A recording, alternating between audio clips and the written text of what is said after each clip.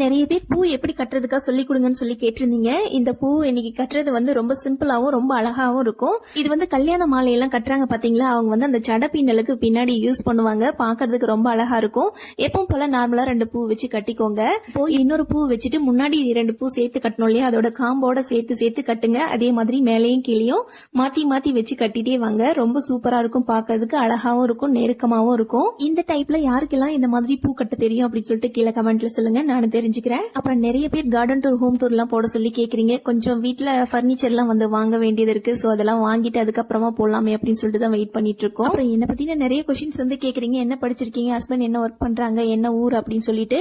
உங்களுக்கு ஏதாவது கொஸ்டின் கேட்கணும்னு நினைச்சீங்க அப்படின்னா கீழே கமெண்ட்ஸ்ல சொல்லுங்க. கேட்கிற எல்லா கொஸ்டினையும் நோட் பண்ணி வச்சுட்டு லாங் ஃபார்ம் வீடியோல Q&A மாதிரி நான் வந்து ஆன்சர் பண்றேன். பாருங்க, 1 முழம் அளவுக்கு கட்டியிருக்கேன். சோ பாக்கிறதுக்கு ரொம்ப அழகா இருக்கு. இந்த மாதிரி யாருக்கெல்லாம் கட்ட தெரியும்னு சொல்லிட்டு கீழே கமெண்ட்ஸ்ல சொல்லுங்க. நன்றி.